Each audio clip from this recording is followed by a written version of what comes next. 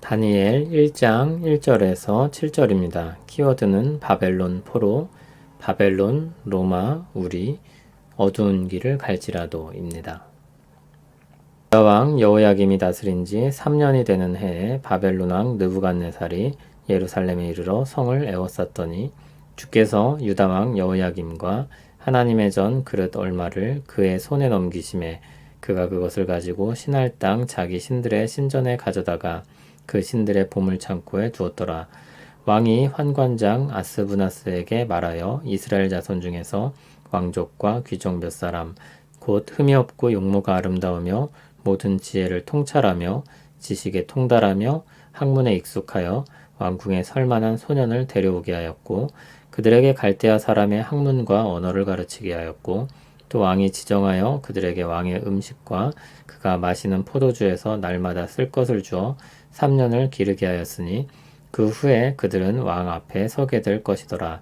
그들 가운데는 유다 자손 곧 다니엘과 하나냐와 미사엘과 아사랴가 있었더니 환관장이 그들의 이름을 고쳐 다니엘은 벨드사살이라 하고 하나냐는 사드락이라 하고 미사엘은 메삭이라 하고 아사랴는 아벳느고라 하였더라. 아멘. 오늘부터 다니엘서를 봅니다. 유다왕 여호야김이 다스린 지 3년이 되는 해입니다. 바벨론 왕 느부갓네살의 침략을 이때 받았고 유다는 패배합니다. 2절에 보듯 이 일들은 유다의 죄악으로 인해 하나님이 징계하신 일이었습니다. 이때 성전의 그릇들도 빼앗깁니다. 그것을 바벨론 사람들의 신전으로 가져갔고 거기에 두게 됩니다. 그 땅이 신할 땅이라고 불렸는데 창세기에서 나왔던 바벨탑을 쌓았던 곳입니다. 바벨론이라는 이름 자체가 바벨을 계승하는 의미를 가지고 있습니다. 왕이 환관장 아스부나스에게 명하여 이스라엘 자손 중 왕족과 귀족 중 몇 사람을 데려오게 합니다. 왕족 또는 귀족 중에서도 외모가 훌륭하고 지혜로워서 왕궁에 일할 만한 사람들을 뽑은 것입니다.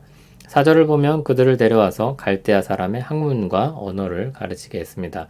갈대아는 바벨론 남부 지역으로 바벨론을 가리키는 또 다른 표현입니다. 갈대아 사람들의 언어는 아카드어였습니다. 또 왕이 지정한 왕의 음식과 포도주를 공급하면서 3년을 기르게 했습니다. 그렇게 잡혀간 사람들 중에 다니엘을 비롯하여서 그 친구들 하나냐와 미사엘과 아사랴가 포함됩니다. 7절을 보면 그들의 이름을 고치는데 다니엘은 벨드사살, 하나냐는 사드락, 미사엘은 메삭, 아사랴는 아벳느고입니다. 다니엘은 하나님은 나의 재판관이라는 뜻이었는데 벨드사살은 신성한 여인이 왕을 보호한다는 뜻입니다. 하나냐는 여호와께서 은혜를 베푸셨다인데 사드락은 태양의 영감입니다. 미사엘은 하나님과 같은 분이 누구인가인데 메삭은 아쿠신 같은 분이 어디 있으랴입니다.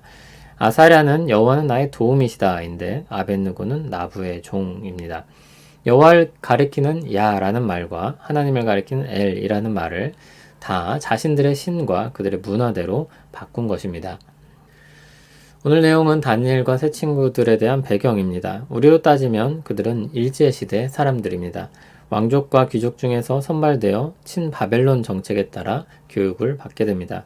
그들은 실제로 바벨론 정부에 나중에 소속되어 그 나라를 위하는 일자리로 불려지게 됩니다. 뒷이야기들을 보면 그들은 하나님을 잘 섬기던 청년들이었습니다. 그런 그들이 타락한 유다의 때에 휩쓸려 바벨론으로 잡혀가게 되고 굴욕적인 계명과 교육을 받게 됩니다. 그들은 자신들이 친바벨론 세력이 되기 위해 과정을 밟고 있다는 것을 알았을 것입니다. 조금만 순응하면 보장된 삶을 살 수 있었습니다. 그냥 즐기고 만족하며 살 수 있었습니다. 그러나 곧 보겠지만 그들은 그러지 않았습니다.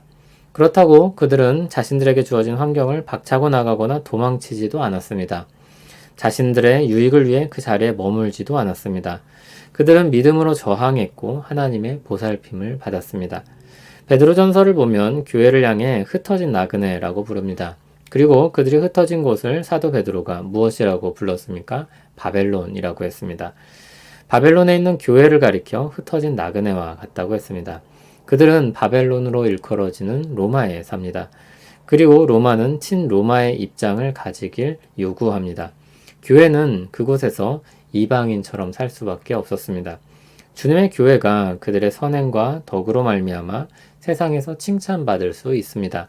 그러나 근본적으로 다른 정체성 때문에 어느 순간 이질감을 가진 이방인처럼 느껴지게 됩니다.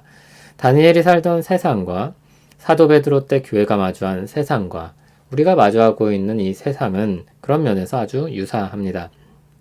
레리 오스본 목사님은 말합니다. 계속해서 시대를 탓하기만 할 것인가? 이보다 더 악한 세상일 수는 없다. 아니다. 경건하게 살기 편한 날은 단 하루도 없었다. 우리는 그리스도인으로서 오늘을 살고 있는가를 물어야 한다고 했습니다. 이 땅에 악이 남아있는 한 우리는 수도 없이 그런 시대를 볼 것이고 또 그 안에 살 것입니다. 주님이 다시 오시는 날까지 우리는 아픔과 슬픔과 괴로움들을 안고 살 수밖에 없습니다. 세상의 크고 거센 파도에 휩쓸릴 것입니다. 그때 우리가 힘써 노를 저어가야 할 방향이 있습니다. 불만과 불평과 낙심이 아니라 하나님을 의지하여 소망을 향해 가는 것입니다. 그러면 우리는 그런 세상에서 어떻게 살아야겠습니까? 베드로전서를 시작하면서 격려했던 말을 기억하시길 바랍니다. 우리는 살아있는 소망을 가진 사람들입니다. 물론 우리가 살면서 이리 치이고 저리 치여서 정신이 없고 낙심이 되기도 할 것입니다. 그러나 변함없이 우리가 가지고 있는 것이 있습니다. 그 누구도 빼앗을 수 없는 것이 있습니다. 바로 우리가 가지고 있는 살아있는 소망입니다. 우리는 보화가 묻힌 밭을 소유한 사람들입니다. 그런데 문제는 하나님께서 신자들을 어려운 지경에 두신다는 것입니다. 하나님께서 왜 그들을 그렇게 내버려 두시는 것만 같을까요? 어떤 분은 이렇게 말합니다. 우리가 터져나오게 하기 위해 때로는 하나님께서 우리를 흔드신다.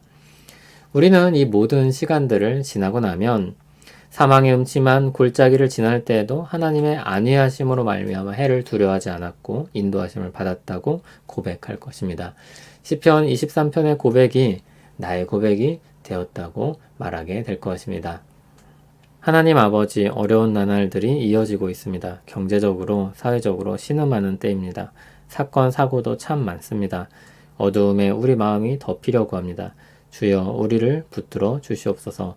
목자 되신 주님의 보호와 인도를 경험하게 하옵소서. 예수님 이름으로 기도합니다. 아멘.